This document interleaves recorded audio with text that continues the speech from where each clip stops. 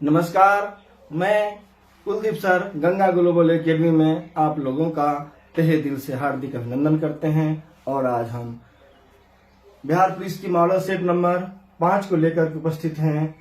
आप लोग मेरे साथ जुड़ें और जुड़ करके इस मॉडल सेट को बनाएं। यह मॉडल सेट आप लोगों के परीक्षा के लिए बहुत ही महत्वपूर्ण है और मेरा चैनल गंगा ग्लोबल एकेडमी निश्चित रूप से आपको सफलता दिलाने में महत्वपूर्ण भूमिका निभाएंगे। इसलिए मेरे चैनल से जुड़ें, मेरे चैनल को सब्सक्राइब करें, लाइक करें और कमेंट सेक्शन में जाके कमेंट करें। अब चलते हैं हम आज के इस सेशन में बिहार पुलिस के मॉडल सेट नंबर 5 के साथ। देखें, आप लोग इस क्वेश्चन को देखेंगे और मेरे साथ क्वेश्चन लेकर के कॉपी कलम लेकर बैठ जाएं और मिलाएं कि आपका कितना सही होता है। फिर जाकर के आकलन हो जाएगा कि आपकी तैयारी कितनी हुई। जब तक आकलन नहीं करेंगे तब तक आपकी तैयारी का पता नहीं चल पाएगा हम कितना पानी। तो चलते हैं, देख रहे हैं आप लोग, ये बिहार पुलिस के मॉडल सेट नंबर 5, जिसको प्रैक्टिस सेट कहते हैं। 1 नंबर से लेकर पूरे 100 नंबर तक के प्रश्नों को हल करेंगे। नंबर 1 में देख रहे हैं हिंदी से प्रश्न है और हिंदी से निश्चित तौर से प्रश्न पूछे जाते हैं। और यह चैनल पर हिंदी के बहुत सारे अध्याय को विस्तार से पढ़ाया गया है, उसके ऑब्जेक्टिव प्रश्न को भी बताने का प्रयास किया गया है। आप इस चैनल से जुड़ें और हिंदी के क्षेत्र में जो भी प्रश्न है उसे पढ़ करके आसानी से हल करने में सफल हो पाएंगे। पहला प्रश्न है कि चूरन का तत्सम क्या। हम जानते हैं संस्कृत के मूल शब्दों को तत्सम कहते हैं। चूरन का तत्सम चूर्ण हो जाएगा। 1 का सही जवाब ऑप्शन नंबर 2। नंबर 2 है निम्नलिखित में से कौन सा शब्द निशीथ का पर्यायवाची नहीं पूछ रहा है। निशीथ का पर्यायवाची है रजनी, निशा, रात्रि। ये सब निशीथ का पर्यायवाची है, लेकिन तम जो है इसका पर्यायवाची नहीं है, नहीं पूछा गया था। नहीं वाला प्रश्न का सही ध्यान दे करके बनाएंगे, क्योंकि हम लोग समझ लेते हैं है, वहां नहीं पर ध्यान नहीं देते हैं, जिसके कारण आंसर गलत हो जाता है। प्रश्न नंबर 3 है तिमिर शब्द का विलोम क्या है। इसमें विलोम खोजना है तिमिर का। 1 में है आलोक, 2 में किरण, 3 रंगीन और 4 रंगहीन। तो तिमिर का उल्टा यानी तिमिर का विलोम क्या है? आलोक होता है। तिमिर का विलोम आलोक होता है। प्रश्न नंबर 4 है कौन सा वाक्य शुद्ध वाक्यों का इसमें से चयन करना है। 1 में सुरेश को एक पाती लिखना, 2 नंबर में सुरेश ने एक पाती लिखनी। ये लिखनी कर देते तो यही गलत है। चलिए, सुरेश के लिए एक पत्र लिखनी है, सुरेश के लिए पत्र लिखना है। ये लिखनी वाला भी गलती हो गया। इसका सबसे सटीक जवाब ऑप्शन नंबर 4 है, सुरेश के लिए पत्र लिखना है। सुरेश के लिए पत्र लिखना है। चलते हैं अगला प्रश्न नंबर लेते हैं 5, और ये 5 नंबर प्रश्न है। ध्यान से देखिए, लिखा हुआ है किस क्रमांक के वाक्य में निजवाचक सर्वनाम है। मेरे चैनल पर जब जाएंगे आप लोग सर्वनाम अध्याय को पढ़ेंगे, उसमें इसकी परिभाषाएं, इसके भेद और सर्वनाम से संबंधित जितने भी प्रश्न हैं ऑब्जेक्टिव टाइप का, जो कि किसी भी परीक्षा में पूछी जा सकती है, वहाँ दिया हुआ है, समझाया गया है। सर्वनाम चैप्टर को जरूर पढ़ लेंगे। इसमें लिखा है कि निजवाचक सर्वनाम है, हम लोग जानते हैं जिससे निजता का बोध हो ही निजवाचक होता है। 1 में उसका पता लगाओ, 2 में जिसकी लाठी उसकी भैंस, सब काम में अपने आप मतलब स्वयं, यही हो जाएगा निजवाचक सर्वनाम। जिससे स्वयं का बोध हो, अपने आप का बोध हो, वही निजवाचक सर्वनाम है। तो इसका सही जवाब ऑप्शन नंबर 3 हो जाएगा। अब देखिए अंग्रेजी से भी 5 प्रश्न पूछे जाते हैं बिहार पुलिस में। तो जानेंगे ऑर्डर में आदेश होता है। इसका एंटोनिम्स पूछ रहा है, इसका एंटोनिम्स क्या होगा? एनार्की हो जाएगी। क्या हो जाएगा? एनार्की हो जाएगी। चलते हैं अगला प्रश्न लेते हैं। प्रश्न नंबर 7 देखिए। एक्यूज है, एक्यूज का क्या करता है? सिनोनिम्स पूछ रहा है। Find the synonyms of accuse. Accuse का सिनोनिम्स क्या हो जाएगी? इम्पीच हो जाएगी। क्या हो जाएगी? इम्पीच हो जाएगी। 8 में choose the suitable option that describes the meaning of the word of phrase printed in italic in the following sentence. इसमें everybody is worried about his bread and butter these days. इसका सही जवाब क्या हो जाएगा? इसका सही जवाब खोजेंगे। 1 में है प्रमोशनल हैप्पीनेस, 2 में है कंफर्टेबल लिविंग, 3 में है मनी मेकिंग, 4 में है मीन्स ऑफ लवलीहुड। इसका सही जवाब हो जाएगा यही ऑप्शन नंबर 4। चलते हैं नेक्स्ट प्रश्न लेते हैं और ये नेक्स्ट प्रश्न है प्रश्न नंबर 9। देखिए ये 9 नंबर प्रश्न है, ध्यान से देखिए। इसमें कह रहा है कि fill in the gap with correct form of verb. Verb भरना है, क्रिया। कोलंबस, यहाँ डैश है अमेरिका, इसमें क्या होगा? डिस्कवर, डिस्कवर ये हो जाएगा। कोलंबस डिस्कवर्ड अमेरिका, कोलंबस ने अमेरिका की खोज किया। Choose the most suitable preposition. 10 number प्रश्न में प्रीपोजिशन भरना है। कहता है he will inquire what the matter. इसमें क्या भरेगा? He will inquire into the matter, into the matter, into the matter. 10 का सही जवाब ऑप्शन नंबर 3। ये देखिए सोशल साइंस प्रश्न है। प्रश्न नंबर 11 है, कहते हैं निम्नलिखित में से कहाँ स्तूप नहीं है? ये देखिए सांची में स्तूप है, धमेख में भी है, भरूच में है, लेकिन रांची में क्या है? नहीं है। रांची में नहीं है। इसका सही जवाब क्या हो जाएगा? रांची बिल्कुल सही जवाब हो जाएगा। रांची में किसी भी प्रकार का स्तूप नहीं है। इसका सही जवाब ऑप्शन नंबर 1 हो जाएगा। चलते हैं अगली प्रश्न की ओर। प्रश्न नंबर 11 है 12 नंबर प्रश्न देखिए। लिखी हुई है निम्नलिखित में से कौन सी पुस्तक जवाहरलाल नेहरू की नहीं है? नहीं की बात करते हैं। नहीं, डिस्कवरी ऑफ इंडिया, ये तो जवाहरलाल नेहरू ही लिखे हैं। नेहरू।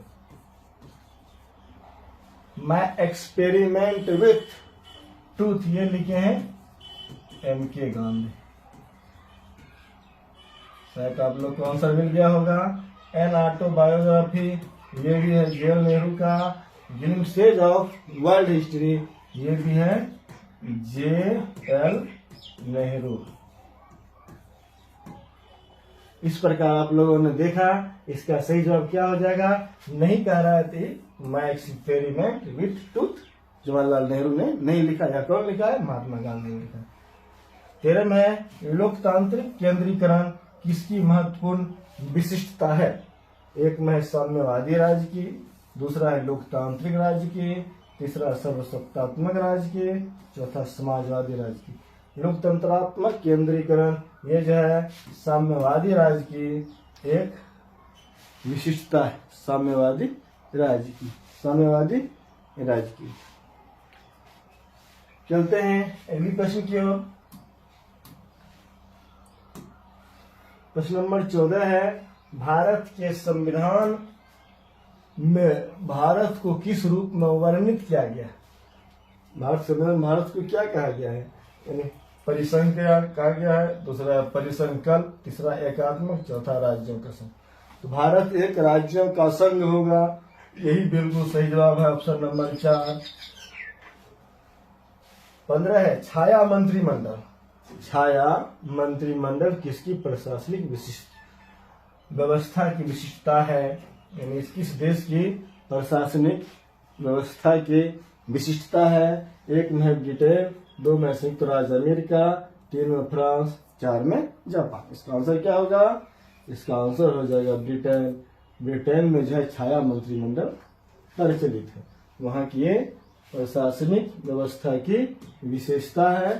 चलते हैं प्रश्न नंबर 16, आप लोग देख रहे हैं स्क्रीन पर, और ये प्रश्न नंबर 16 है, रूसी क्रांति का प्रारंभ किस शहर से हुआ?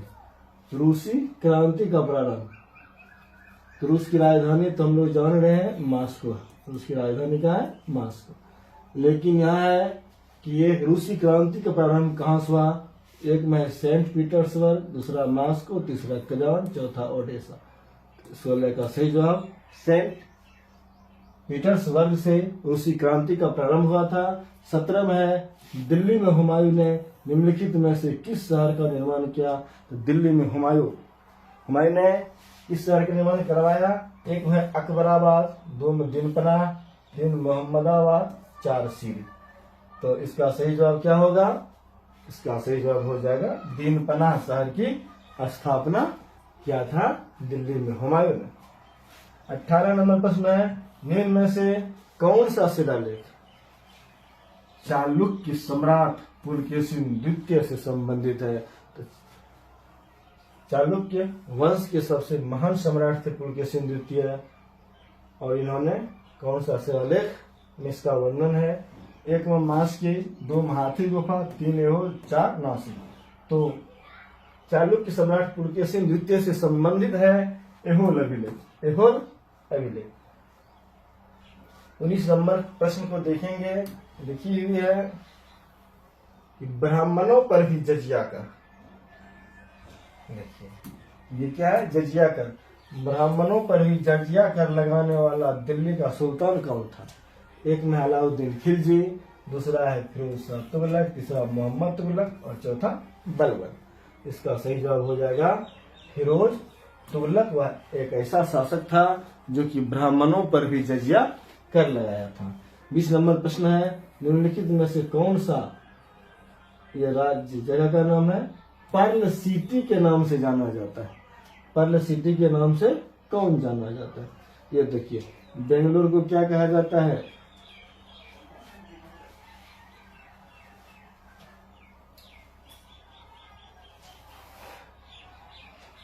बेंगलुरु को क्या कहते हैं? सिलिकन सिटी कहते हैं। क्या कहते हैं?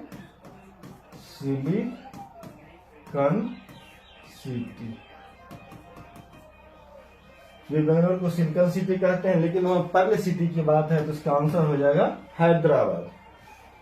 11 में केंद्र और राज्य के बीच केंद्रीय संसाधनों के निर्णय पर परामर्श करने के लिए राष्ट्रपति द्वारा किस निकाय का गठन किया जाता है?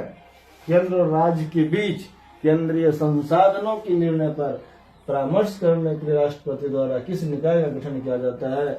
1 में टैरिफ आयोग, 2 में वित्त आयोग, 3 में विनिमय आयोग। इसका सही जवाब हो जाएगा वित्त आयोग। क्या हो जाएगा? वित्त आयोग। चलते हैं प्रश्न नंबर अगला लेंगे, और यह प्रश्न नंबर 22 है।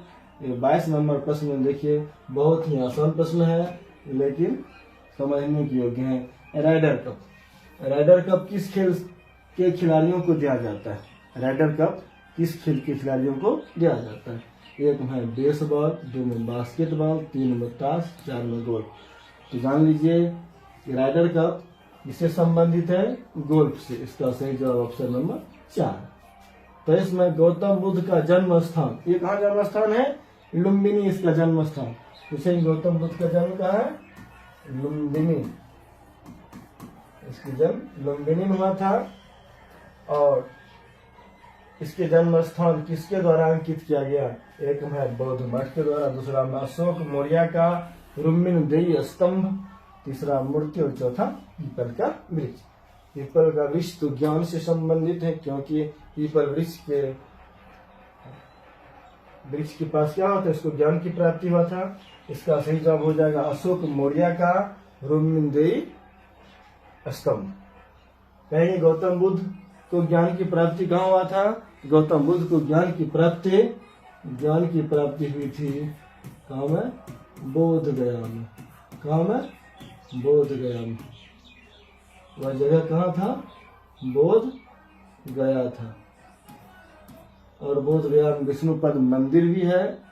आपसे पूछेंगे विष्णुपदी मंदिर कहाँ में है, ये भी गया में हो जाएगा। और क्या हो जाएगा, भगवान बुद्ध को जो ज्ञान की प्राप्ति हुई वह स्थान था बोध गया। और किस नदी के किनारे, निरंजना नदी के तट पर, निरंजना नदी के तट पर, निरंजना नदी के तट पर, ठीक है। पीपल वृक्ष के नीचे, पीपल वृक्ष के नीचे, बैसाख के पूर्णिमा के दिन 6 वर्षों की कठिन तपस्या के बाद उसे ज्ञान की प्राप्ति हुई। और जब ज्ञान की प्राप्ति हुई तब वह सबसे अधिक जो है उपदेश सारनाथ में दिए थे, ठीक है। ये जगह है निरंजना नदी के तट पर। और गौतम बुद्ध के जन्म का वर्णन कहाँ मिलता है, अशोक मौर्य के रुक्मिणी स्तंभ में। प्रश्न नंबर अगला लेते हैं।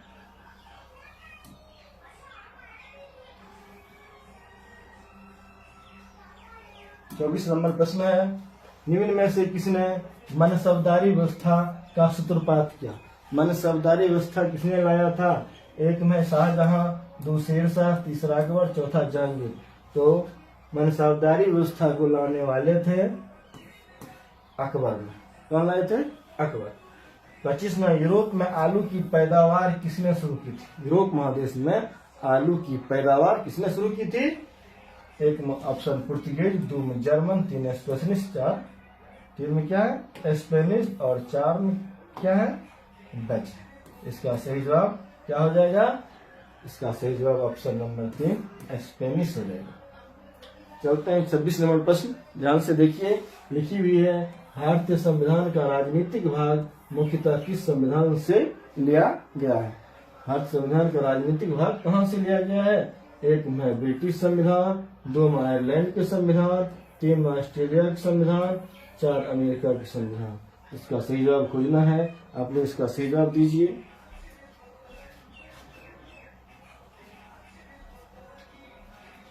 इसका सही जवाब हो जाएगा ब्रिटिश संविधान से। ऑप्शन नंबर 1 बिल्कुल इसका सही जवाब है। चलते हैं आगे। ये है उपभोक्ता संरक्षण अधिनियम 1986 में किस वर्ष संशोधन किया गया।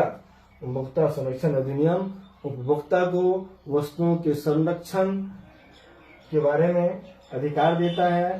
तो यह इसका संशोधन जो है 1991 ईस्वी में किया गया था, ठीक है। उपभोक्ता संरक्षण अधिनियम 1986 का संशोधन कब हुआ था, 1991 में हुआ था। प्रश्न नंबर 28 है, ध्यान से देखिए। लिखा है कि निम्नलिखित में से कौन आजाद हिंद फौज का संस्थापक, आजाद हिंद फौज के संस्थापक कौन थे। एक में है लाला हरदयाल, 2 सुभाष चंद्र बोस, 3 वीर सावरकर, 4 चंद्रशेखर आजाद। चंद्रशेखर आजाद तो आजाद दस्ता के थे।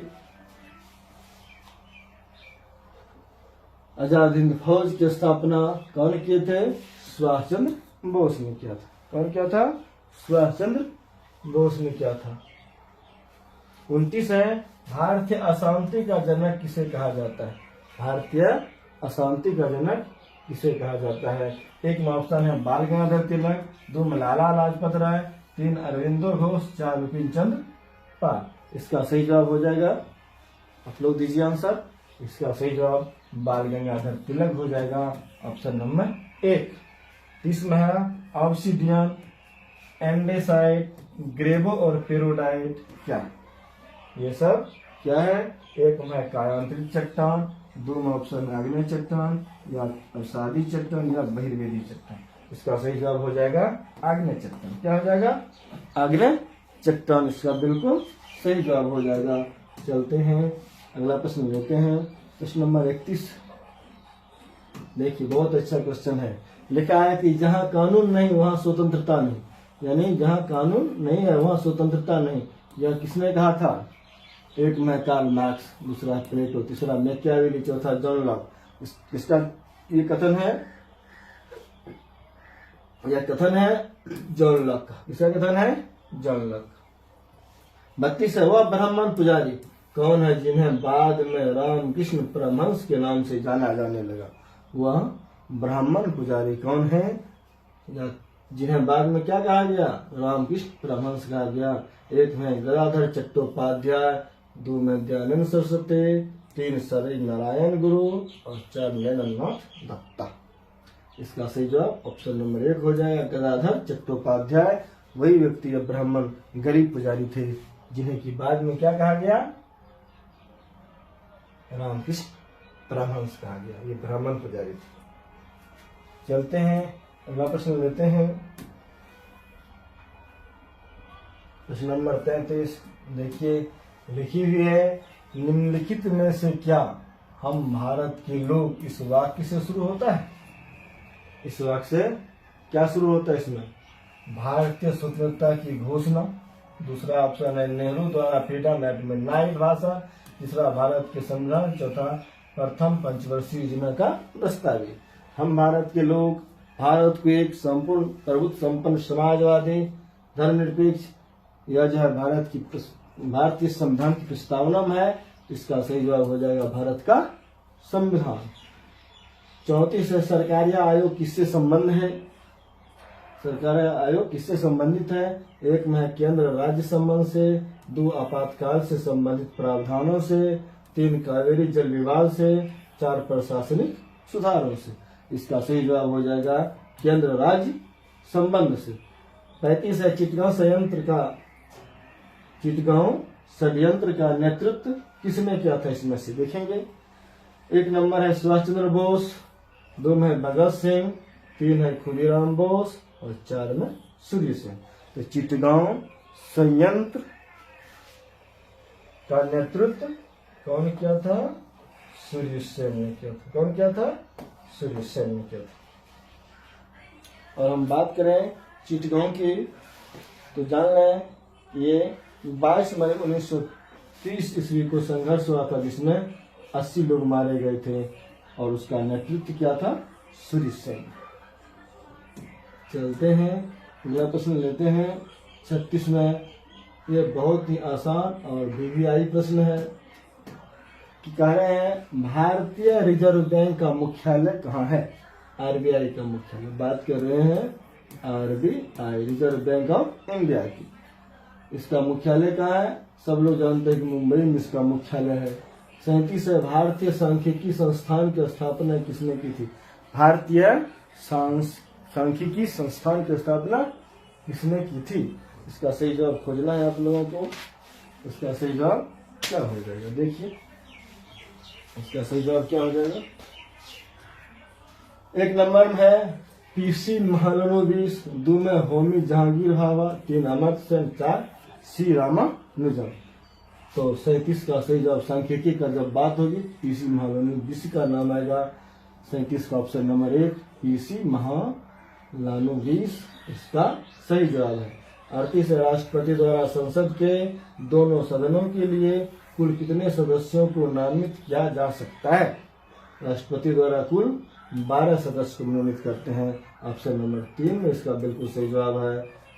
चलते हैं, अगला प्रश्न ले लेते हैं। देखिए प्रश्न नंबर 39 है और 39 नंबर प्रश्न क्या कह रहे हैं? देखिए कहते हैं निम्नलिखित में से कौन सी स्थिति में भारत में आपातकाल नहीं लगाया जा सकता है? कब आपातकाल नहीं लगता है? वित्तीय संकट होने पर लग सकता है, राष्ट्रपति द्वारा सरकार भंग किए जाने पर, कानून व्यवस्था जब भंग हो जाएगा तो इसमें भी राष्ट्रपति शासन लगता है, आपातकाल लग जाता है। युद्ध अथवा बाहरी खतरा के संकट आने पर भी क्या होता है? आपातकाल लगता है। इसमें लगता है, इसमें लगता है, ये भी लगता है, लेकिन नहीं कह रहा है ये राष्ट्रपति द्वारा जब सरकार भंग किया जाएगा तो वित्तीय संकट नहीं लगेगा। 40 में संविधान का आधारभूत ढांचा परिभाषित है किसके द्वारा? 1 नंबर है उच्चतम न्यायालय द्वारा। संविधान का आधारभूत ढांचा इसके द्वारा परिभाषित है। 2 में संसद, 3 में स्वयं संविधान द्वारा, 4 भारत की जनता द्वारा। इसका सही जवाब ऑप्शन नंबर 2 होगा। इसके द्वारा संसद के द्वारा ही क्या है? आधारभूत ढांचा संविधान का परिभाषित है। चलेंगे प्रश्न लेते हैं। प्रश्न नंबर 41 और 41 नंबर प्रश्न है कि मौलिक अधिकारों के उल्लंघन के किसी मामले की सुनवाई की जा सकती है। अगर आपके मौलिक अधिकार का उल्लंघन हो रहा है तो आप किस न्यायालय में जाएंगे? एक में जिला न्यायालय द्वारा, सीधे नहीं, उच्चतम न्यायालय द्वारा, उच्चतम न्यायालय द्वारा, मात्र मानवाधिकार आयोग द्वारा। इसका सही जवाब क्या हो जाएगा? उच्चतम न्यायालय द्वारा। हम लोग सीधे सुप्रीम कोर्ट जाएंगे। अगर किसी भी प्रकार का क्या हो रहा है, मौलिक अधिकार का उल्लंघन हो रहा है, कहाँ जाया जा सकता है? उच्चतम न्यायालय द्वारा सीधे ही सुनवाई की जा सकती है। या तो किसी आम जनता की मौलिक अधिकारों की हनन की बातें निकलती है, उस पर सीधे स्टे कौन लगाते हैं? उच्चतम न्यायालय लगाते हैं। 42 से भारत के संविधान में संशोधन किए जा सकते हैं। किसके द्वारा किया जा सकता है? एक में उच्चतम न्यायालय द्वारा, दूसरा राष्ट्रपति द्वारा, तीसरा संसद द्वारा, चौथा सरकार द्वारा। भारत के संविधान में संशोधन कौन कर सकते हैं? संसद द्वारा ही किया जा सकता है। 43 विश्व का सबसे ऊंचा जलप्रपात कौन? इस ऑप्शन में देखना है। एक में नायग्रा जलप्रपात, 2 बोयोमार जलप्रपात, 3 साल्टो एंजल जलप्रपात, चौथा है कौन जलप्रपात। ऑप्शन के आधार पर ये हो जाएगा साल्टो एंजल जलप्रपात विश्व का सबसे ऊंचा जलप्रपात है। 43 का सही जवाब ऑप्शन नंबर 3 हो जाएगा। चलते हैं हम पहला प्रश्न लेते हैं। 44 नंबर प्रश्न देखिए, राजनीति के निर्देशात्मक सिद्धांत है। इसमें से कौन सा राजनीति के निर्देशात्मक सिद्धांत? एक में कानून द्वारा लागू किए जाने योग्य, 2 में कानून द्वारा लागू किए जाने योग्य नहीं, 3 में कुछ लागू किए जाने योग्य और कुछ लागू किए जाने योग्य नहीं, 4 में उच्चतम न्यायालय के निर्णय पर लागू किए जाने योग्य। 44 का खोजना है आपको सही जवाब। इसका सही जवाब क्या होगा? इसका सही जवाब हो जाएगा कानून द्वारा लागू किए जाने योग्य। इसकी निर्देशात्मक सिद्धांत। 45 से उच्चतम घनत्व वाला राष्ट्र कौन है? इस ऑप्शन के आधार पर बताना है कि सबसे अधिक घनत्व किस राष्ट्र में है। एक में चीन है, 2 बांग्लादेश, 3 भारत, 4 सिंगापुर। जनसंख्या में सबसे ज्यादा अभी चीन है, लेकिन उच्चतम घनत्व की बात करें तो ऑप्शन के आधार पर बांग्लादेश सर्वाधिक उच्चतम घनत्व वाला क्या है? राष्ट्र है। और इसकी बात कर लें तो कंफर्म बात हो जाए, यहाँ जो है 1114 व्यक्ति प्रति वर्ग किलोमीटर है। प्रति वर्ग किलोमीटर 1134। 45 नंबर का 1114 व्यक्ति, 1114 व्यक्ति क्या है? प्रति वर्ग किलोमीटर है। लेकिन संसार की अगर बात करें तो सबसे अधिक घनत्व वाला राष्ट्र, यानी विश्व में लिख दें, विश्व में सर्वाधिक घनत्व वाला देश कौन है?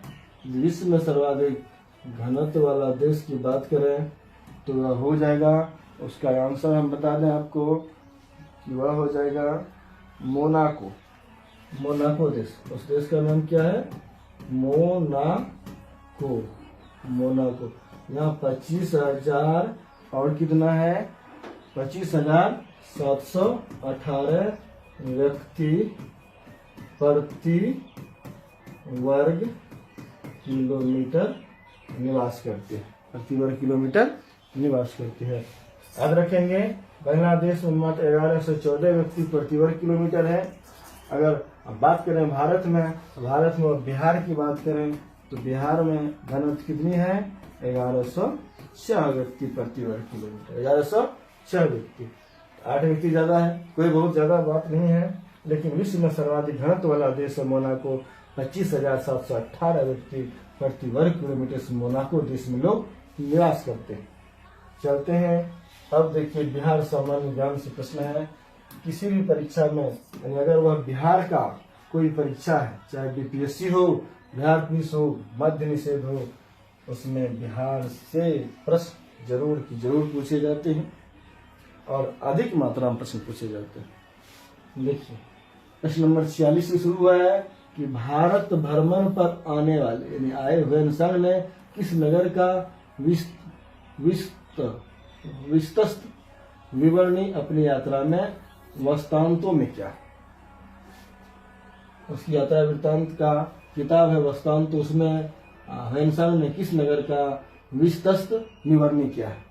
1 नंबर में पाटलिपुत्र पटना, 2 में वैशाली, 3 मुंगेर, 4 भागलपुर। इसका सही जवाब क्या हो जाएगा? 46 का सही जवाब खोजिए आप लोग। इसका सही जवाब हो जाएगा पाटलिपुत्र। क्या होगा? पाटलिपुत्र। 47 नंबर प्रश्न है बिहार में नुहानी राज्य का संस्थापक कौन था? नुहानी राज्य के संस्थापक बिहार में कौन था? 1 में जलाल खान नुहानी, 2 में मोहम्मद शाह नुहानी, 3 दौलत खान लोधी, 4 दरिया खान नुहानी। इसका सही जवाब आप लोगों को खोजना है 47 का। खोजिए आप लोग सही जवाब इसका। ऑप्शन के आधार पर इसका सही जवाब मोहम्मद शाह नुहानी हो जाएगा। इसका बिल्कुल सही जवाब ऑप्शन नंबर 2 हो जाएगा, मोहम्मद शाह नुहानी। चलते हैं अगला प्रश्न लेते हैं। हम मॉडल सेट 5 को हल कर रहे हैं। 48 है बिहार में ब्रिटिश सत्ता का सर्वाधिक विरोध किसने किया था? आजादी से पहले की बात हो रही है कि बिहार में ब्रिटिश सत्ता का सर्वाधिक विरोध किसने किया। 1 में कुंवर सिंह 1857 की क्रांति में बिहार का नेतृत्व किया था। कहां से? भोजपुर आरा से। 2 अलीवर्दी खां, 3 अली गोहर और 4 मीरका से। इसका सही जवाब अली गोहर हो जाएगा। कौन होगा? अली गोहर। कौन है? अली गोहर। और इन्होंने 1759 से लेकर के लगातार 1761 तक अंग्रेजों का विरोध करता रहा, ठीक ना। अंत में वह पराजित हो गया। 49 है साइमन कमीशन के पटना आने से कुछ दिन पूर्व 6 दिसंबर 1928 को बिहार की प्रांतीय सम्मेलन पटना में हुआ था। बिहार प्रांतीय सम्मेलन पटना में हुआ था। इसकी अध्यक्षता किसने की थी? 1 नंबर में है श्री अनुग्रह नारायण सिंह, 2 में जगत नारायण लाल, 3 मजहरुल हक और 4 ब्रजकिशोर प्रसाद। इसका सही जवाब क्या होगा? देखिए इसका सही जवाब हो जाएगा ऑप्शन नंबर 1 श्री अनुग्रह नारायण सिंह। चलते हैं प्रश्न अगला लेते हैं। प्रश्न नंबर 50 कह रहे हैं कि नालंदा के सराय टीला में उत्खनन से क्या प्राप्त हुआ। 1 में मौर्य युग का बौद्ध विहार, 2 में गुप्त काल का मंदिर, 3 पाल काल का बौद्ध विहार, 4 शुंग वंश का बौद्ध विहार। शुंग नहीं होगा, गुप्त नहीं होगा। ये जो है नालंदा के सराय टीला में उत्खनन जब हुआ था उसमें पाल काल का बौद्ध विहार प्राप्त हुए हैं। पाल काल के बौद्ध विहार ऑप्शन नंबर 3। चलिए 51 है बिहार राज्य की सर्वाधिक महत्व की नदी कौन सी? बिहार राज्य में सबसे अधिक किस नदी की महत्व है? 1 में कोसी है, 2 गंडक, 3 गंगा, 4 दामोदर। ये तो बिहार में है। इसका सही जवाब हो गया गंगा। गंगा भारत की पवित्र नदी और बिहार का भी पवित्र नदी है और गंगा को भारत का पवित्र नदी कहा जाता है और बिहार का सर्वाधिक महत्व इसी नदी का। 52 में बिहार प्रदेश के किस भाग में सबसे पहले और सबसे अधिक वर्षा होती है? जब मानसून आती है जून महीने में तो सबसे अधिक और सबसे पहले और सबसे अधिक कहाँ होती है? सबसे अधिक तो होती है किशनगंज में।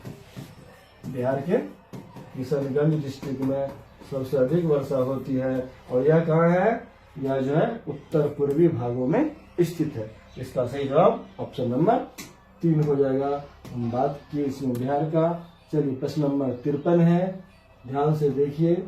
और ये कह रहा है कि बिहार में किस प्रकार के वन पाए जाते हैं, बिहार में किस प्रकार के वन पाए जाते हैं। एक में सदा हरित, सदा सब दिन हरा रहने वाला नहीं, पर्वतीय, यहाँ अधिक पर्वत नहीं है, 3 पर्णपाती, चारों परिक्त सभी।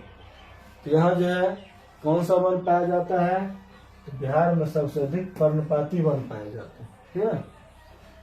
54 है, बिहार में national institute of pharmaceutical education and research centre की स्थापना कहाँ की गई, इसकी स्थापना कहाँ की गई। एक में है पटना में, 2 हाजीपुर, 3 बेगूसराय और 4 नालंदा। इसका सही जवाब हो जाएगा हाजीपुर।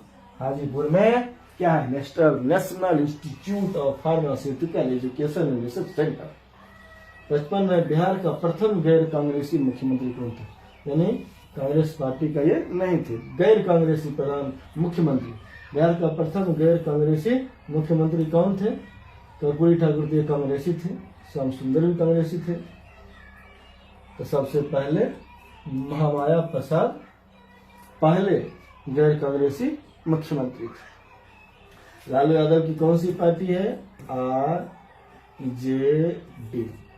आरजेडी, राष्ट्रीय जनता दल। चलिए आगे चलते हैं, ये जीके की प्रश्न है, सामान्य ज्ञान। और ये प्रश्न पहला है, देखिए कहता है कि निम्नलिखित में से कौन अलाउद्दीन खिलजी के दरबारी कवि थे जिन्होंने प्रसिद्ध कविता हस्त बहिष्ट लिखी थी। हस्त बहिष्ट किसकी है, ये 1 नंबर में आएगा हसन खां अमानत, ऑप्शन है। दूसरा अमीर खुसरो, 3 हरिसेन, 4 चंद्रवरदाई। चंद्रवरदाई के बारे में बात करें, ये क्या लिखे थे, पृथ्वीराज रासो लिखे थे, पृथ्वीराज रासो नामक ग्रंथ लिखे थे, जो कि हिंदी साहित्य के पहला ग्रंथ था। इन्होंने चंद्रवरदाई लिखे थे। ये पृथ्वीराज चौहान के दरबार में रहते थे चंद्रवरदाई। इसकी बात किया जाए तो इसका आंसर हो जाएगा अमीर खुसरो। अमीर खुसरो अलाउद्दीन खिलजी के दरबार में नहीं रहने वाले दरबारी कवि थे जिन्होंने प्रसिद्ध कविता हस्त बहिष्ट लिखी। वह कौन थे, अमीर खुसरो। कौन थे, अमीर खुसरो। और इतना ही नहीं,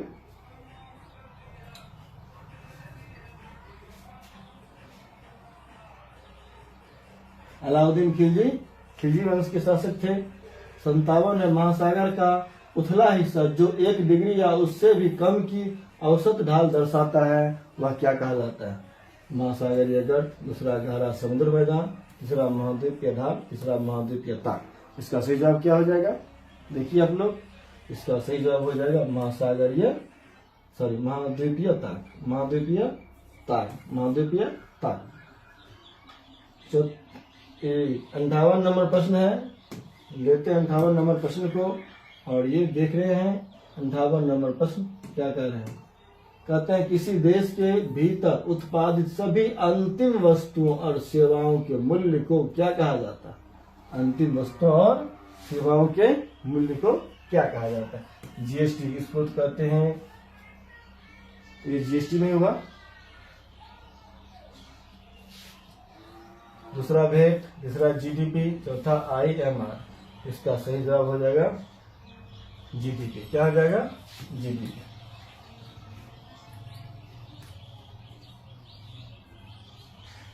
चलते हैं अगला प्रश्न 59 नंबर में है, भारत के संविधान का अनुच्छेद डैश क्या कहता है। यह बताता है कि राज्य भारत के पूरे क्षेत्र में नागरिकों के लिए समान नागरिक समानता सुनिश्चित करने का प्रयास करेगा। इसमें कौन अनुच्छेद करेगा, ऑप्शन नंबर ए में 44, 2 49, 3 40, 4 42। तो जो है संविधान का अनुच्छेद 42 में सुनिश्चित करेगा नागरिकों के लिए समान नागरिक संहिता निश्चित करने का प्रयास करेगा, अनुच्छेद 42। चलते हैं 60 नंबर में, कहते हैं कि निम्नलिखित में से कौन राष्ट्रीय आपदा प्रबंधन प्राधिकरण का पदेन अध्यक्ष होता है। कौन होता है, 1 में उपराष्ट्रपति, 2 में है राष्ट्रपति, 3 गृह मंत्री, 4 प्रधानमंत्री। इसका सही जवाब क्या हो जाएगा, प्रधानमंत्री। क्या होगा? प्रधानमंत्री ही क्या है? राष्ट्रीय आपदा प्रबंधन प्राधिकरण का अध्यक्ष होता है प्रधानमंत्री। चलते हैं अगला प्रश्न लेते हैं। 61 है सिंधु नदी संधि। आज का सुनते हैं सिंधु नदी जल विवाद। जब सिंधु नदी संधि हुआ था 1960 में, उसके अनुसार भारत सिंधु नदी प्रणाली का कितना पानी का इस्तेमाल कर सकता है? इसके अनुसार एक में ऑप्शन है 20%, 2 में 10, 3 में 25%, 4 में 15%। 1960 के सिंधु नदी संधि के आधार पर भारत को मात्र 20% पानी का इस्तेमाल करने का क्या था? अधिकार मिला था। 62 है गांधी जी ने वर्ष डैश में किस वर्ष अहमदाबाद में सूती मिल श्रमिकों के साथ लेकर के सूती मिल श्रमिकों को साथ लेकर के एक सत्याग्रह का आयोजन किया था? वह इसी बताना है। गांधी जी ने अहमदाबाद गुजरात में 1918 ईस्वी में, कब ने 1918 ईस्वी में क्या किया था? श्रमिकों को साथ दिया। श्रमिकों का मांग था कि 50% वेतन वृद्धि की जाए, लेकिन सूती मिल मालिकों ने मना कर दिया। उसके बाद गांधी जी सूती मिल श्रमिकों के साथ मिलकर के आमरण अनशन पर बैठ गया, हड़ताल पर बैठ गया। अंत में उसे जीत मिली और जीत मिलने के बाद क्या हुआ? उसे 35% उसे आरक्षण मिला, यानी 35% वृद्धि हुई। 50% वृद्धि नहीं हुई, लेकिन उसके वेतन में 35% की वृद्धि हुई। 63 है ताजमहल आगरा शहर में डैश नदी के तट पर स्थित है। ताजमहल कहाँ में है? आगरा शहर में। किस नदी पर? यमुना नदी के तट पर है। और ताजमहल का निर्माण कौन करवाया था?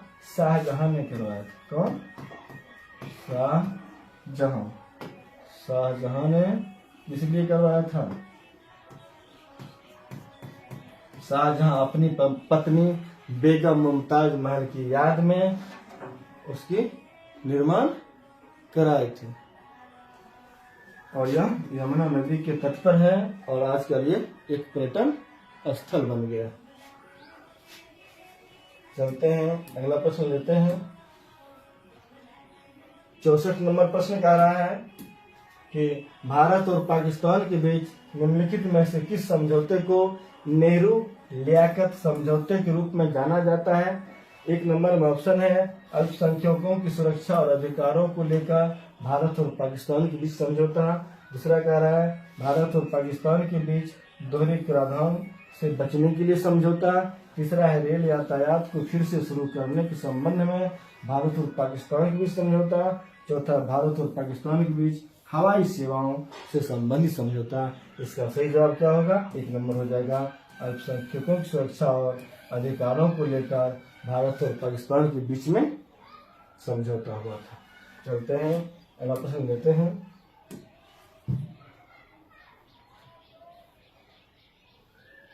प्रश्न नंबर 65 है और इसे देखें। प्रश्न नंबर 65 क्या होता है? निम्नलिखित में से किस महासागर में टोरेंस जल डमरू मध्य स्थित है? किस महासागर में टोरेंस जल डमरू मध्य स्थित है? एक में अटलांटिक महासागर, 2 हिंद महासागर, 3 आर्कटिक महासागर, 4 प्रशांत महासागर। ऑप्शन के आधार पर जाने टोरेंस जल डमरू मध्य प्रशांत महासागर में है और प्रशांत महासागर संसार का सबसे बड़ा महासागर। चलते हैं, ये सबसे बड़ा महासागर है, ठीक ना। 66 में भारत की जनगणना 2011 के अनुसार भारत के किस राज्य की महिला साक्षरता दर सबसे अधिक है? 2011 के बाद अभी तक जनगणना नहीं हो पाई है। 2021 में जनगणना होनी थी, लेकिन कोरोना वायरस के प्रभाव के कारण यहाँ जनगणना संभव नहीं हो पाई।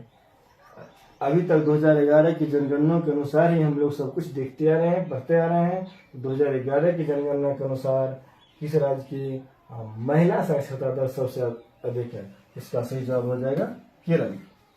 केरल में सबसे अधिक साक्षरता दर है और बता दें इसका कितना है, तो इसका सही जवाब हो जाएगा, केरल की साक्षरता दर की बात करें 91.91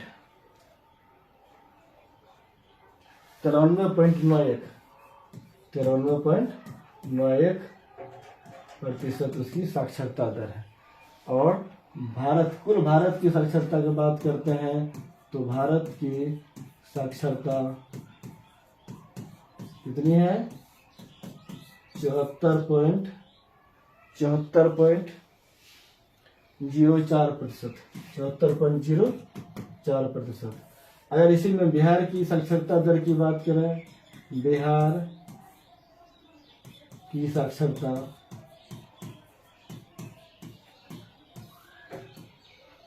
साक्षरता की बात करें तो बिहार की साक्षरता कितनी है, 63.82%। 63.82% के साथ भारत के सबसे अंतिम पायदान पर है, यानी कि अंतिम पायदान पर यानी कि सबसे कम पढ़ा लिखा लोग कहाँ है, बिहार में है। सबसे कम पढ़ा लिखा लोग बिहार में, मात्र 63.82।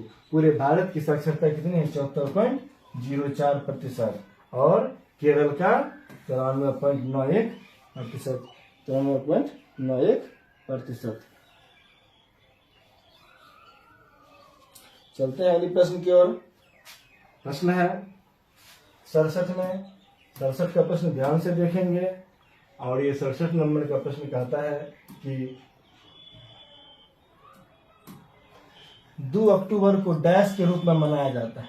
2 अक्टूबर को गांधी जी का जन्मदिन भी है। यहाँ गांधी जी का जन्म दिवस नहीं दिया हुआ है, लेकिन गांधी जी सत्य और अहिंसा के पुजारी थे और सत्य और अहिंसा के बल पर ही देश को आजाद कराने में महत्वपूर्ण भूमिका निभाए। तो इसके जन्मदिन को अंतर्राष्ट्रीय अहिंसा दिवस के रूप में मनाया जाता है। चलते हैं 68 में। चाली, झुमरा, नादुभंगी किस भारतीय शास्त्रीय नृत्य शैली से संबंधित है? ये जो है, 1 में कथकली, 2 सत्रिया, 3 मणिपुरी, 4 कुचिपुड़ी। इसका चाली, झुमरा और नादुभंगी क्या है, सत्रिय नृत्य शैली से संबंधित है। सत्रिय नृत्य शैली से संबंधित है। चलते हैं अगला प्रश्न लेते हैं। प्रश्न अगला कहता है कि ये प्रश्न देख रहे हैं, ये प्रश्न भारतीय राष्ट्रीय कांग्रेस की स्थापना किस वर्ष में? ये बेहतरीन प्रश्न है, आसान भी है। भारतीय राष्ट्रीय कांग्रेस की स्थापना 1885 ईस्वी में हुआ था। कहाँ हुआ था? मुंबई में हुआ था। मुंबई, ये मुंबई में हुआ था। और जिस जगह हुआ था उसका क्या नाम था, स्थान था? संस्कृत तेजपाल महाविद्यालय, यही हुआ था। कांग्रेस की स्थापना कब हुआ था? 28 दिसंबर 1885 को। प्रथम अध्यक्ष कौन था? प्रथम अध्यक्ष की बात करें तो प्रथम अध्यक्ष थे इसके WC बनर्जी। WC बनर्जी, इसको पूरा कहते हैं व्योमेश चंद्र बनर्जी। और संस्थापक कौन थे? कांग्रेस के संस्थापक थे, एक अंग्रेज थे। संस्थापक अंग्रेज थे, उसका नाम था A.O. ऑक्टेवियन। A.O. ह्यूम कह सकते हैं, A.O. Hume, Octavian Hume. इतना जाने हम कांग्रेस की स्थापना के बारे में। और बिहार में 3 बार कांग्रेस की क्या हो चुकी है? अधिवेशन हो चुकी है। 1922 ईस्वी में कांग्रेस का अधिवेशन कहाँ हुआ था? गया में हुआ था। आगे बढ़ते हैं। कहता है निम्नलिखित में से कौन सा उद्योग भारत में अपने आप में एक बड़ा उपभोक्ता भी है? उपभोक्ता की बात कर रहे हैं तो रसायन उद्योग हो जाएगा। सबसे अधिक उपभोक्ता रसायन उद्योग का है। प्रत्येक लोगों के खेतों में रसायन जाता है, चाहे वह कीटनाशी हो, चाहे वह DAP, यूरिया, पोटाश, कैल्शियम हो। तो सबसे अधिक उपभोक्ता रसायन का। चलते हैं अगला प्रश्न लेते हैं। अब देखिए करंट अफेयर से प्रश्न है। ये ज़्यादा महत्वपूर्ण नहीं है अभी के लिए, लेकिन अगर 25-26 की बात करें तो ये आ सकता है, लेकिन इसमें दिया हुआ है तो पढ़ना भी जरूरी है। लेकिन नया करंट अफेयर्स आप लोग पढ़ें। अगला, वैश्विक एआई शिखर सम्मेलन किस देश में आयोजित किया जाएगा? एआई का मतलब क्या होता है? Artificial intelligence.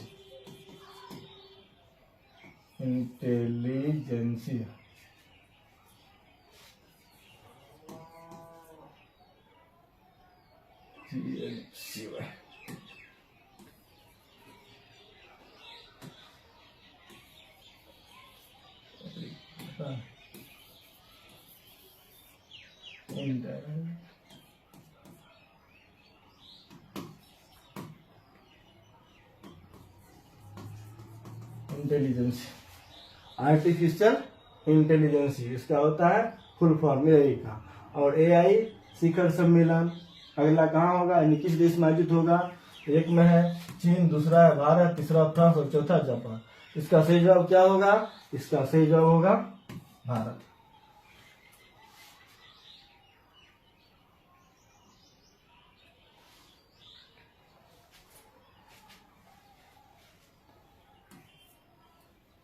बहत्तर है, आयकर स्लैब के संबंध में केंद्रीय बजट 2025-26 में कौन सा प्रमुख कर सुधार पेश किया गया?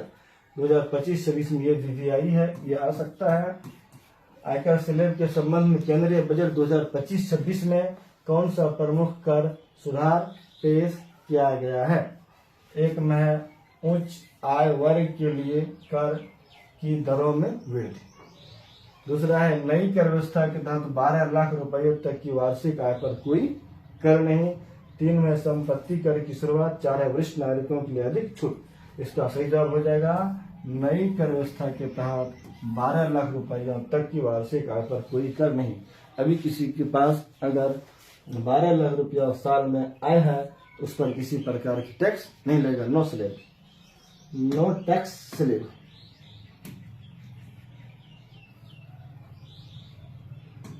73 नंबर प्रश्न है, किन देशों में औपचारिक रूप से क्षेत्रीय ब्लॉक इकोवास को छोड़ दिया गया? किन देशों में क्या क्या औपचारिक रूप से क्षेत्रीय ब्लॉक इकोवास को छोड़ दिया है? इसका सही जवाब 1 नंबर में नाइजर, दूसरा माली, तीसरा बुर्किना फासो, चौथा अफ्रीका। इसका सही जवाब क्या हो जाएगा? इसका सही जवाब बुर्किना फासो हुआ। और बुर्किना फासो क्या क्या है? औपचारिक रूप से क्षेत्रीय ब्लॉक इकोवास को छोड़ दिया। 74 है, क्रिस्टीन कार्ला कंगालू को भारत द्वारा प्रवासी भारतीय सम्मान पुरस्कार दिया गया। क्रिस्टीन कार्ला कंगालू को भारत द्वारा क्या है? प्रवासी भारतीय सम्मान पुरस्कार दिया गया है। वह किस देश की राष्ट्रपति है? 1 नंबर त्रिनिदाद और टोबैगो, 2 म्यांमार, 3 स्वीडन, 4 वेनेजुएला। इसका सही जवाब हो जाएगा त्रिनिदाद और टोबैगो। त्रिनिदाद और टोबैगो के वे राष्ट्रपति। त्रिनिदाद और टोबैगो के वे राष्ट्रपति। चलते हैं 75 नंबर प्रश्न। और ये 75 नंबर प्रश्न देखते हैं कि आर्थिक सर्वेक्षण 2024-25 के अनुसार भारत की कुल स्थापित क्षमता में नवीकरणीय ऊर्जा का योगदान कितना प्रतिशत है? इसका पूछेगा नहीं, इम्पोर्टेंट नहीं है, क्योंकि अब 24-25 नहीं पूछेगा, अब 25-26 पूछेगा या 26-27 पूछेगा, तो इसे जानना बहुत ही महत्वपूर्ण नहीं है। लेकिन इसका सही जवाब क्या हो जाएगा? 47%। इसे अभी पढ़ना नहीं है। अब चलेंगे विज्ञान का प्रश्न है। देखिए 46 से लेकर 75 तक ये प्रश्न पूछा था, जिसमें विज्ञान और ये क्या था? बिहार सामान्य ज्ञान और परंपरागत सामान्य ज्ञान दोनों मिलाकर। अब है विज्ञान से 76 से भी लगभग 25 या 20 क्वेश्चन पूछे जाते हैं। 1 नंबर है, निम्नलिखित में से कौन उभय विस्थापन प्रतिक्रिया है? इसमें उभय विस्थापन प्रतिक्रिया कोई ना, उभय विस्थापन प्रतिक्रिया कौन है? इसका सही जवाब होगा Na2SO4 प्लस BaCl2 और BaSO4 +2 NaCl। इसका सही जवाब ऑप्शन नंबर 2 हो जाएगा। चलते हैं अगला प्रश्न लेते हैं। 77 में देखिए कह रहा है कि रदरफोर्ड का अल्फा कण प्रकीर्णन प्रयोग किसकी खोज से संबंधित है? रदरफोर्ड का अल्फा कण प्रकीर्णन प्रयोग किसकी खोज से संबंधित है? एम है इलेक्ट्रॉन, 2 है प्रोटॉन, 3 परमाणु में नाभिक और 4 में परमाणु पिंड। 77 का सही जवाब खोजना है आप लोग। 77 का सही जवाब देखा जाए क्या हो जाएगा। अल्फा कण प्रकीर्णन प्रयोग किस खोज से संबंधित है? न्यूक्लियस से संबंधित यानी परमाणु के नाभिक से। 78 नंबर देखते हैं। गंधक यानी S8 के 16 ग्राम में अणुओं की संख्या की गणना करेंगे।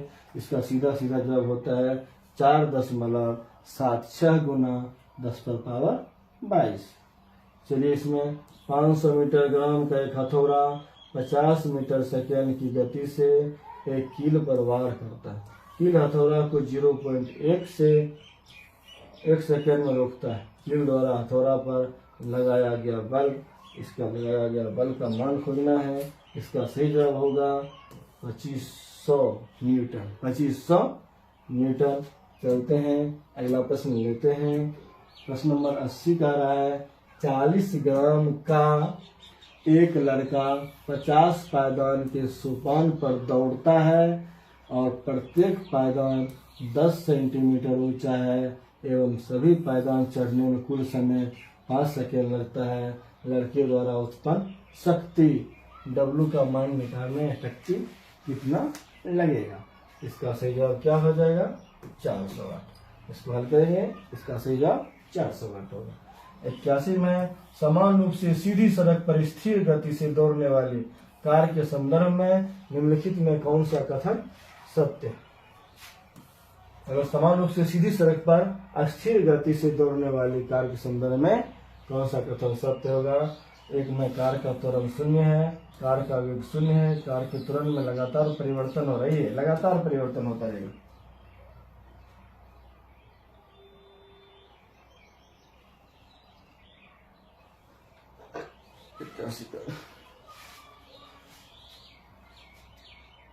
त्वरण में नहीं, वेग में परिवर्तन होगा। क्या होगा? वेग में परिवर्तन। त्वरण में परिवर्तन नहीं होगा, वेग में परिवर्तन होगा। कार का वेग निरंतर परिवर्तित हो रहा है, यही सत्य है। चलते हैं प्रश्न नंबर 82 को ले लें। 82 नंबर प्रश्न देखिए लिखा है निम्न में से क्या प्रकाश के वायुमंडलीय अपवर्तन का परिणाम नहीं है? एक में सूर्य का सूर्यास्त के समय लाल दिखाई देना, रातों में तारों की टिमटिमाहट, सूर्य के आकाश में अपनी वास्तविक ऊंचाई से ज्यादा ऊंचाई पर दिखना, सूर्य का अपने वास्तविक ऊर्जा से 2 या 3 मिनट पहले दिखाई देना। यहाँ नहीं पूछ रहा है। लाल दिखाई देना ये तो है, रात में तारों का टिमटिमाना, सूर्य के आकाश में अपनी वास्तविक ऊंचाई से ज्यादा दिखना ये है, सूर्य का अपने वास्तविक ऊर्जा से 2 या 3 मिनट पहले दिखाई पड़ना। लेकिन ये होगा आंसर, क्योंकि नहीं पूछ रहा है तो प्रकाश के वायुमंडलीय अपवर्तन का परिणाम नहीं है रातों में तारों का टिमटिमाना। रातों में तारों का टिमटिमाना ये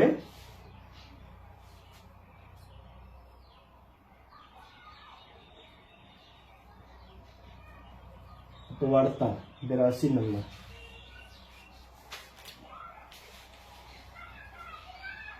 ये गलत है। प्रकाश के वायुमंडलीय अपवर्तन का परिणाम नहीं है सूर्य का सूर्यास्त के समय लाल दिखना। ये तो है, ये तो बिल्कुल है, इसमें कोई शक नहीं। ये है पॉजिटिव कह सकते हैं। ये है 2 में रात में तारों का टिमटिमाहट, ये भी होता है। सूर्य का अपने वास्तविक ऊर्जा से 2-3 मिनट पहले दिखाई पड़ता है, ये भी होता है। लेकिन ये जो सूर्य के आकाश में अपनी वास्तविक ऊंचाई से ज्यादा ऊंचाई पर, ये नहीं होता।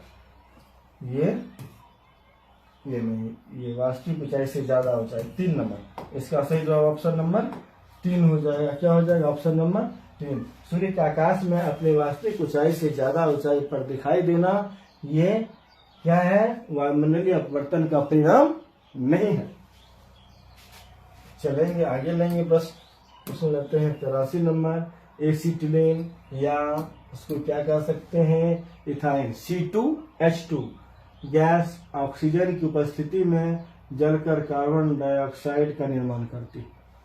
इस प्रतिक्रिया को दर्शाने के निम्नलिखित में से संतुलित रासायनिक समीकरण है, इसमें से कौन सा है देख लेंगे। इसका सही जवाब हो जाएगा ये 2C2H2 प्लस 50 यानी 5O2, 4CO2 प्लस 2H2 ये होगा।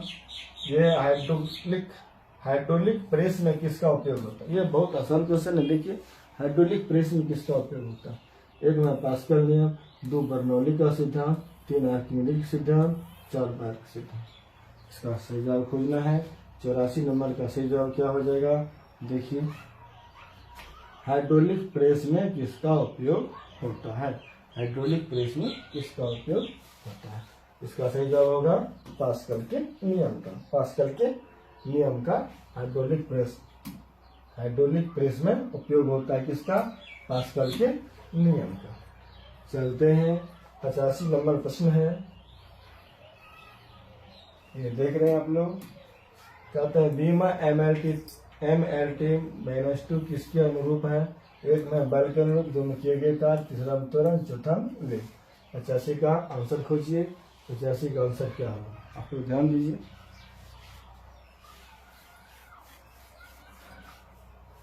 इसका सही जवाब होगा बल का, क्या हो जाएगा, बल का। ये देखिए दिखाई नहीं पड़ रहा है, आगे बढ़ाते हैं इसको। प्रश्न नंबर 86 है और 86 नंबर प्रश्न देख रहे हैं। सही युग्म रसायन एवं उसका रासायनिक सूत्र का चयन करना। इसका सही कौन है, रसायन का नाम और उसका सूत्र, इसका चयन करना। देखिए 1 में है प्लास्टर ऑफ पेरिस,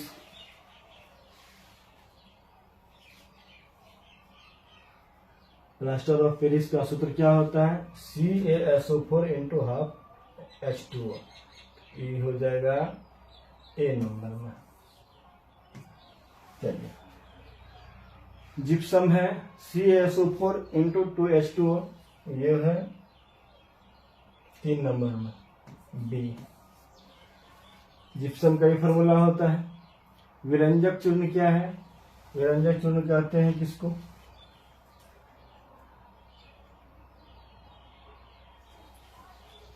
विरंजक चूर्ण कहते हैं CaOCl2 को, CaOCl2 को। ये हो गया C। और प्लास्टर ऑफ पेरिस क्या हो गया, ये हो गया CaOH, 1 नंबर। A का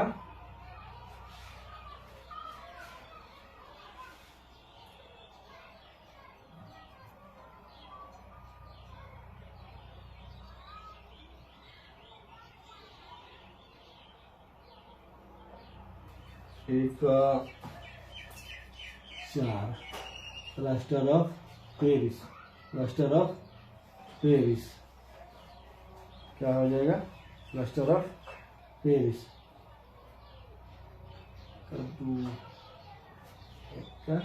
2 ऐसे ही है। 1 का 2 किसमें है, 1 का 2 1 का 2, B का 3, ये गलत हुआ।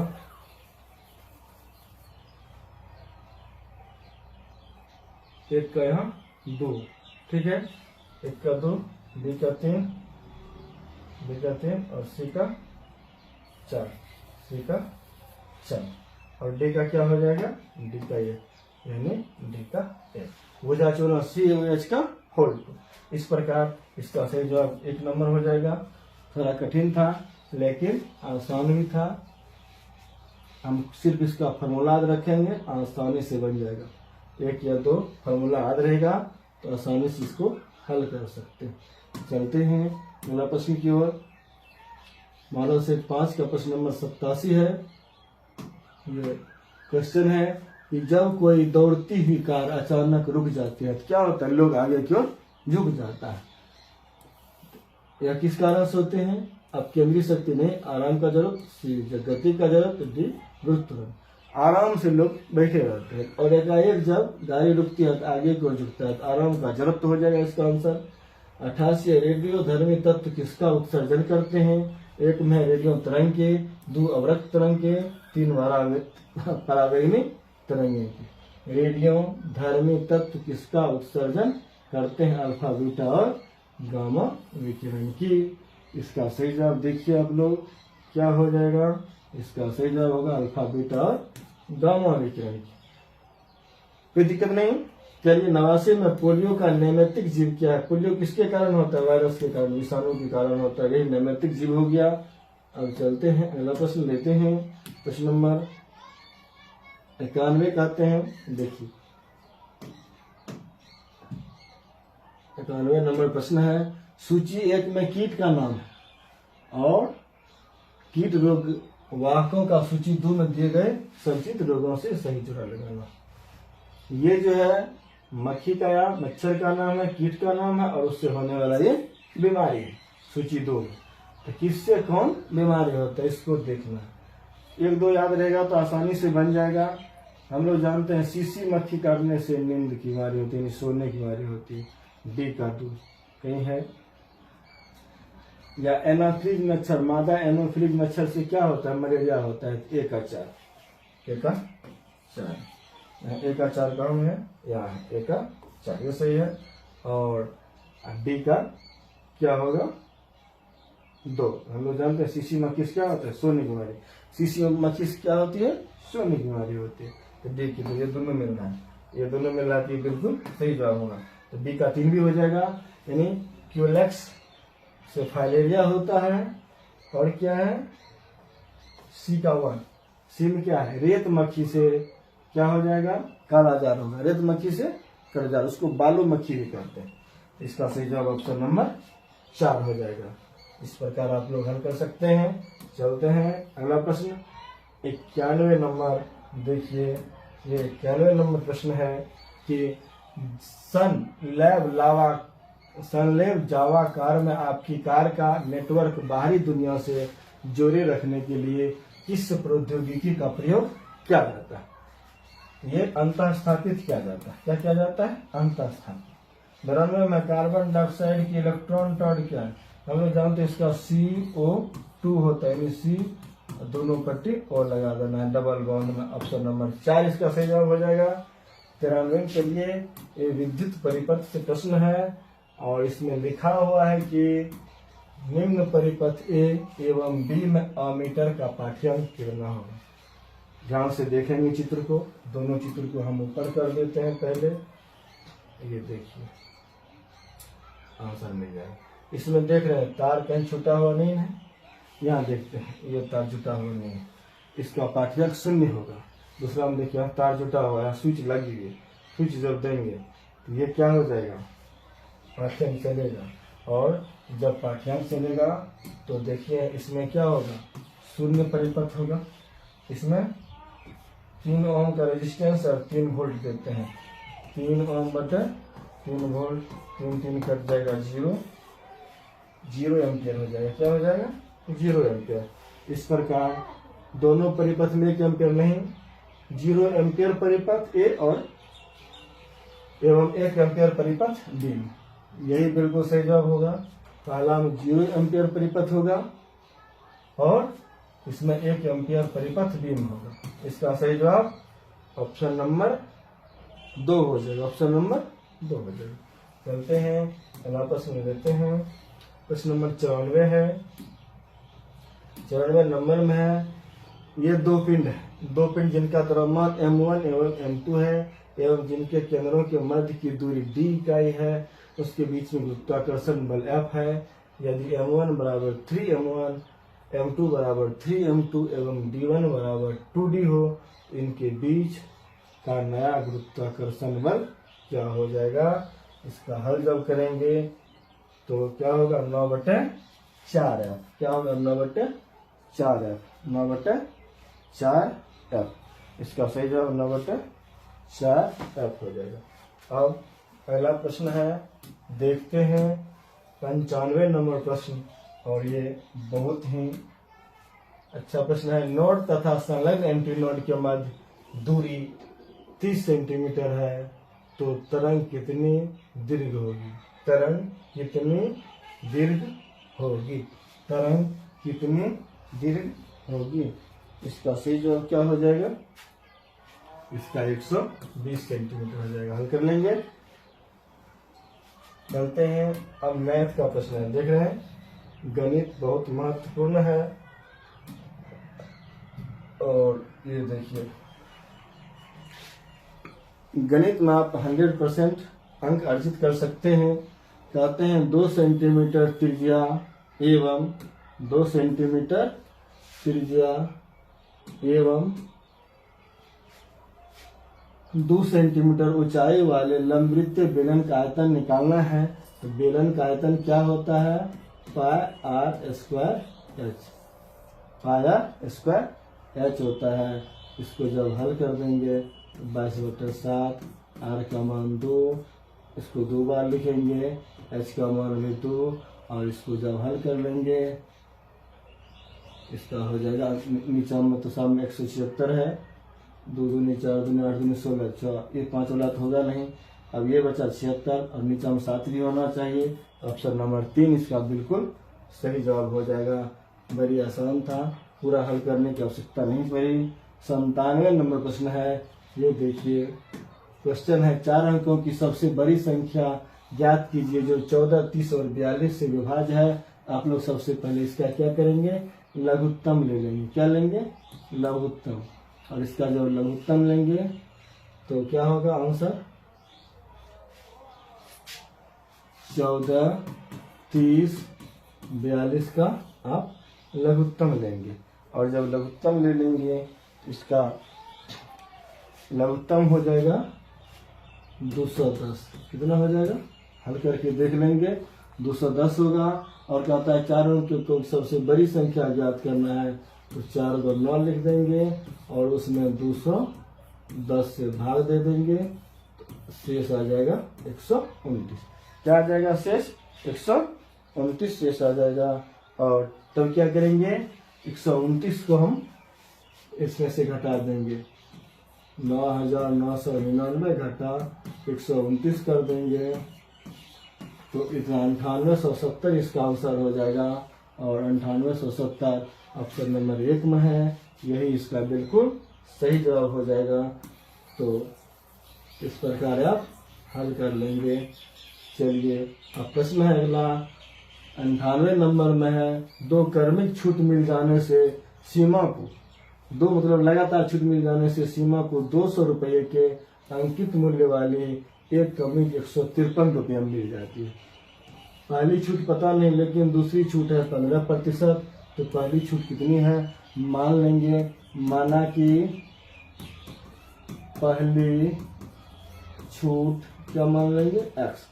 तो हम जानते हैं कोई भी संख्या क्या है? 100 में से कुल है 200 रुपया, कितना है? 200। चलते हैं थोड़ा आगे लेते हैं। 200 का 100 माइनस x, फिर का कितना? फिर 100 में से घटा देंगे कितना? 15%। और फिर ये कितना हो जाएगा? 153। इसको जब हल करेंगे इसका मान आएगा 10%। कितना आएगा? 10% आ जाएगा। कितना आ जाएगा? 10% आ जाएगा। ये बहुत ही आसान था। यहाँ क्या कहते हैं, ये तो आप आसानी से हल कर सकते हैं। ये बच्चा वाला सवाल था। चलिए अब 99 नंबर प्रश्न है और 100 नंबर प्रश्न है। 99 में कहते हैं 18 व्यक्तियों ने 7 दिन में जहाज का एक मॉडल बनाया। कितना? 18 व्यक्ति, 7 दिन। 15 व्यक्ति को उस जहाज को बनाने में कितना दिन लगेंगे? इसका फॉर्मूला होता है M1 B1 बटे, या बराबर कह सकते हैं M2 B2। M1 मतलब 18 व्यक्ति, B1 मतलब 7 दिन, M2 मतलब 15 व्यक्ति, B2 मतलब x। और इसको जब हल कर देंगे कितना हो जाएगा? 8 पॉइंट करके देख लेते हैं। 18/7, 18 गुना 7/15 बराबर x। काटिए। 3 × 5 = 15, 3 × 6 = 18, 6 × 7 = 42, बचा 5, 5 × 8 = 40, 2 × 5 = 20। यही सही जवाब है 8.4। और 100 में यदि sin a + cos a = 2/√3, tan a + cot a का मान आप लोग निकाल लेंगे, इसका मान हो जाएगा 6। इस प्रकार आप लोगों ने 1 से लेकर 100 नंबर तक के प्रश्नों का एनालिसिस किए। और इस प्रकार आप लोग अगर लगातार मेरे सभी मॉडल का प्रैक्टिस कर लेंगे, निश्चित तौर से आपको परीक्षा में सफलता से कोई नहीं रोक पाएगा। इसलिए मेरे चैनल से जुड़ें और जुड़ करके लाभ उठावें। यह चैनल फ्री है, किसी भी प्रकार की इसमें कोई रुपया नहीं लगता है, लेकिन लगातार जुड़ करके मेरे साथ तैयारी करें। धन्यवाद। आज के लिए इतना ही। Thank you.